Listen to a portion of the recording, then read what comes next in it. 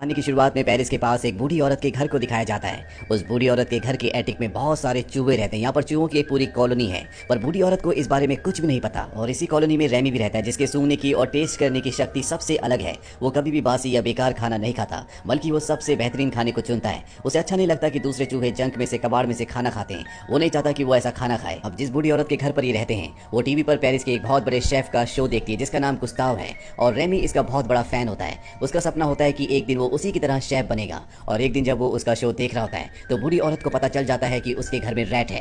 वो रेमी पर गोली चलाती है और एक गोली गलती से एटिक पर भी लग जाती है, जहां पर रैट्स की कॉलोनी है। वो पूरे के पूरे रैट्स नीचे आकर गिरते हैं। बूढ़ी औरत ये देखकर घबरा जाती है, पर अगले पल वो अपनी गन से उन सब पर हमला कर देती है। रैट्स की पूरी कॉलोनी अपनी जान बचाने के लिए यहाँ से भागती है। और तभी रेमी की नजर गुस्ताव की रेसिपी वाली बुक पर पड़ती है, जो बुक उसे बहुत ज्यादा अच्छी लगती है। और वो अपनी जान की परवाह किए बगैर उस बुक को लेने के लिए आगे बढ़ जाता है, जबकि सभी रैट्स बाहर बारिश में अपनी जान बचाने के लिए पानी से होते हुए सीवर के अंदर चले जाते हैं। रेमी भी बुक लेकर उसके अंदर आ जाता है, पर अब वो अपनी कॉलोनी से पूरी तरह से अलग हो चुका है। उसे नहीं पता कि उसके साथी कहां पर है। वो उन्हें ढूंढने की बहुत कोशिश करता है, लेकिन वो उसे नहीं मिलते। और अब वो पूरी तरह से हताश हो चुका है। अभी वो अपनी रेसिपी की किताब को खोलता है, और जैसे ही वो किताब को खोलता है, गुस्ताव उसके सामने आ जाते हैं। दरअसल वो ये सब इमेजिन कर रहा होता है। गुस्ताव से कहते हैं कि तुम्हारी जिंदगी बहुत बड़ी है, तुम जो करना चाहते थे, जो बनना चाहते थे, बन जाओ। जिस सफर पर तुम आगे बढ़ना चाहते थे, बढ़ जाओ, तुम्हें कोई नहीं रोक सकता। इस बात से रेमी को बहुत मोटिवेशन मिलता है, और वो यहाँ से निकलकर सीधा पेरिस के गुस्ताव के रेस्टोरेंट में पहुंच जाता है, जिसे देखकर वो बहुत खुश होता है। वही रेस्टोरेंट के अंदर दिखाया जाता है, जहां पर एल्फ्रेडो नाम का एक लड़का जॉब के लिए आता है।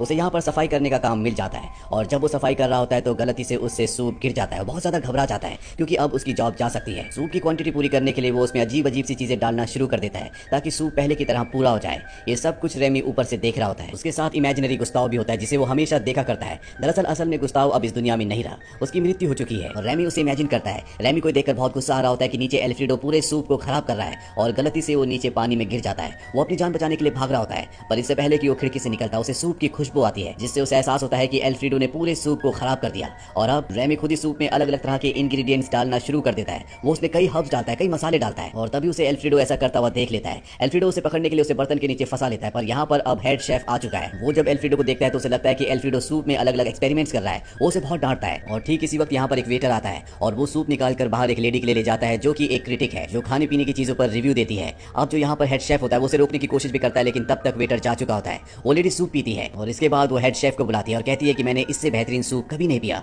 ये सुनने के बाद वो हैरान हो जाता है। वो हैरान परेशान अंदर किचन में आता है, और खुद भी सूप को टेस्ट करता है। सच में सूप बहुत ज्यादा टेस्टी होता है। इसके बाद वो एल्फ्रेडो से पूछता है कि तुमने इतना टेस्टी सूप कैसे बनाया, तुम्हें हमारे सामने सूप को बनाना होगा। एल्फ्रेडो को खुद भी समझ में नहीं आ रहा था। वही रेमी को दिखाया जाता है, जो बर्तन के नीचे से अपनी जान बचाने के लिए खिड़की से भाग रहा होता है। तभी शेफ उसे देख लेता है, और वो एल्फ्रेडो से कहता है कि इसे पकड़कर बाहर फेंक दो। एल्फ्रेडो रेमी को पकड़कर बाहर ले जाता है, लेकिन वो उसे फेंकता नहीं है, बल्कि उसे पूछता है क्या तुमने सच में सूप बनाया था। रेमी अपना सर हिला के उसे हाँ कहता है। इसके बाद वो रेमी को जार से निकालता है। रेमी बहुत ज्यादा डरा हुआ होता है, इसीलिए वो भाग जाता है। एल्फ्रेडो इससे बहुत उदास हो जाता है, क्योंकि अगले दिन उसे सूप बनाना होगा। रेमी उसे उदास देखकर वापस आ जाता है, और इसके बाद एल्फ्रेडो रेमी को अपने घर ले आता है। घर पर वो एल्फ्रेडो के लिए बहुत टेस्टी खाना बनाता है, लेकिन एल्फ्रेडो की सबसे बड़ी टेंशन ये होती है कि उसे हेड शेफ के आगे वही सूप दोबारा बनाना होगा। इसीलिए दोनों प्रैक्टिस करते हैं। रेमी उसके सिर पर बैठ जाता है, और बाल खींचकर उसे इंडिकेट करता है कि उसे कौन सी चीज कब उठानी है, और इस तरह से प्रैक्टिस करके दोनों परफेक्ट हो जाते हैं। और अब एल्फ्रेडो हेड शेफ के सामने जाता है, और वो वैसा ही सूप एक बार फिर से बना देता है, क्योंकि उसकी कैप के अंदर रेमी बैठा होता है, जो उसे इंडिकेट कर रहा होता है कि उसे कौन से स्पाइसेस को कब उठाकर डालना है। अब यहाँ पर जो हेड शेफ होता है, जो गुस्ताव के मरने के बाद इस रेस्टोरेंट का ओनर बन चुका है, वो एल्फ्रेडो को यहाँ पर जूनियर शेफ की नौकरी दे देता है। इस रेस्टोरेंट में एक ही फीमेल शेफ होती है।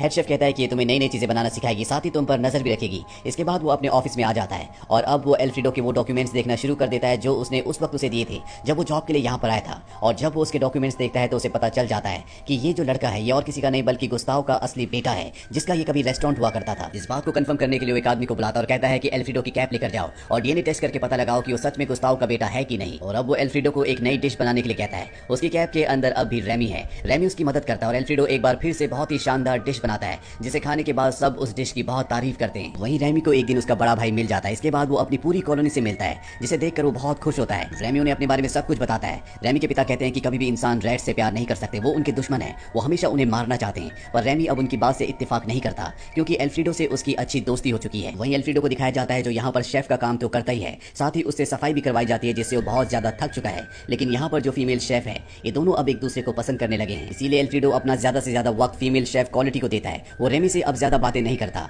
इस बात से रेमी का दिल टूट जाता है। उससे एहसास होता है कि उसके परिवार ने जो कुछ कहा था वो बिल्कुल सही कहा था। इंसान कभी भी रैट से दोस्ती नहीं कर सकते। और वो तय करता है कि वो अपने परिवार के लिए किचन से खाना लेने जाएगा। जब वो किचन किचन जाता है तो वो लॉक्ड होता है। उसे पता है कि उसकी चाबी सीनियर शेफ जो कि यहाँ का ओनर है उसके ऑफिस में है। वो चाबी चुराने के लिए वहाँ पर जाता है और तभी वहाँ पर वो एल्फ्रेडो के डॉक्यूमेंट्स देखता है, जिससे उसे पता चल जाता है कि ये गुस्ताव का, जिसका रेस्टोरेंट था, उसका बेटा है। साथ ही वहाँ पर गुस्ताव की विल भी होती है जिसके मुताबिक एल्फ्रेडो इस रेस्टोरेंट का ओनर है। वो उन पेपर्स को चुराकर वहाँ से भागने लगता है, पर अब हेड शेफ उसे देख लेता है, उसका पीछा भी करता है। लेकिन रेमी किसी तरह से उन डॉक्यूमेंट्स को लेकर वहाँ से भाग जाता है और वो डॉक्यूमेंट्स वो दे देता है एल्फ्रेडो को। एल्फ्रेडो को जब उसके पिता की विल मिल जाती है तो वो हेड शेफ को यहाँ से निकाल देते हैं और अब ये रेस्टोरेंट बहुत ज्यादा फेमस हो चुका है। पूरी दुनिया को पता चल चुका है कि एल्फ्रेडो गुस्ताव का बेटा है।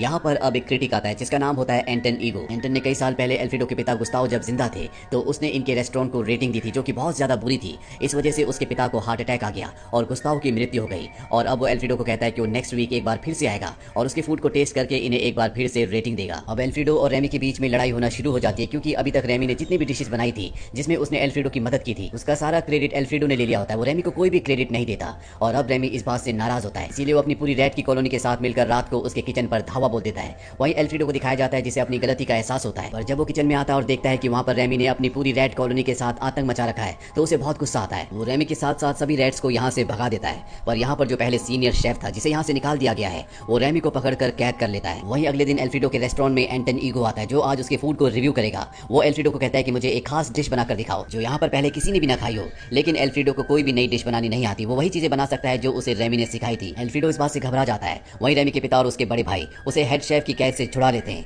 पर रेमी को अब एहसास होता है कि एल्फ्रेडो को उसकी मदद की जरूरत है, इसीलिए वो पुरानी बातों को भूलकर किचन के अंदर जाता है जहाँ पर उसे स्टाफ देख लेता है। इस बात से स्टाफ को गुस्सा आता है कि उनके किचन में चूहा है, उसे मारने के लिए उसके पीछे भागते हैं, पर तभी वहाँ पर एल्फ्रेडो आ जाता है और अब वो रेमी के बारे में सारा सच बता देता है। वो कहता है कि आज तक जितनी भी डिशेस मैंने बनाई है दरअसल वो सब रेमी ने बनाई थी, रेमी असली शेफ है। और जब पूरा स्टाफ इस बात को सुनता है तो उन सबको बहुत दुख होता है। वो सब कहते हैं कि तुमने हमें धोखा दिया। यहाँ पर जो फीमेल शेफ होती है जो कि अब रेमी की गर्लफ्रेंड है उसे भी बहुत बुरा लगता है और वो भी यहाँ से चली जाती है, पर जल्दी वो एल्फ्रेडो की मदद के लिए वापस आ जाती है क्योंकि जब उसके पिता गुस्ताव जिंदा थे तो वो हमेशा एक लाइन कहा करते थे, एनीबॉडी कैन कुक, और अब वो उसका साथ देना चाहती है। यहाँ पर रेमी की पूरी जो रैट की सेना होती है वो भी आ जाती है ताकि वो रेमी की मदद कर सके। यहाँ पर सभी रैट सबसे पहले अपने आप को पूरी अच्छी तरह से क्लीन करते हैं। इसके बाद रेमी उन्हें बताता है कि क्या करना है और इस तरह से ये एक बहुत अच्छी डिश बनाना शुरू करते हैं। पर तभी यहाँ पर हेल्थ इंस्पेक्टर आ जाता है और जब वो किचन में इतने सारे रैट्स को देखता है तो पूरी तरह से घबरा जाता है। वो इस बात की कंप्लेंट करने के लिए यहाँ से भागता है लेकिन बहुत सारे चूहे उसकी गाड़ी में चढ़कर उसे रोक लेते हैं। वहीं अब रेमी को दिखाया जाता है जो अब डिश बनाना शुरू करता है क्योंकि उसे एंटन के लिए एक बहुत ही खास डिश बनानी है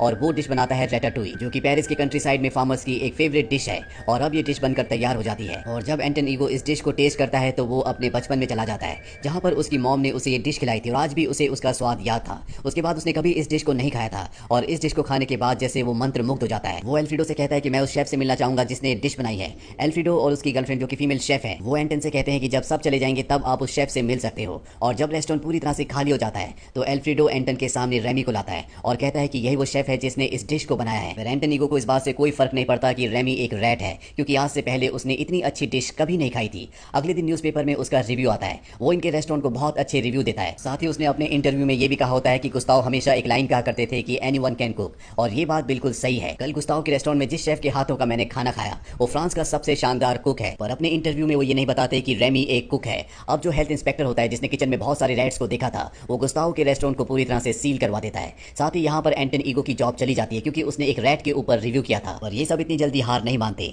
जल्दी एल्फ्रेडो, उसकी गर्लफ्रेंड जो कि फीमेल शेफ है, और साथ ही रेमी, ये तीनों मिलकर एक नया रेस्टोरेंट खोलते हैं ताकि गुस्ताव की जो लेगेसी है उसको कंटिन्यू किया जा सके। और इस रेस्टोरेंट के लिए इन्वेस्ट करता है एंटन ईगो जो अक्सर इनके रेस्टोरेंट में आकर खाना भी खाता है। इनके नए रेस्टोरेंट का नाम होता है ला रेटाटूई। रेमी का परिवार और उसके जितने भी रैट साथी होते हैं वो किचन के एटिक में रहते हैं, यानी कि उनको भी एक नया घर मिल चुका है। इसी के साथ ये फिल्म, ये कहानी यहीं पर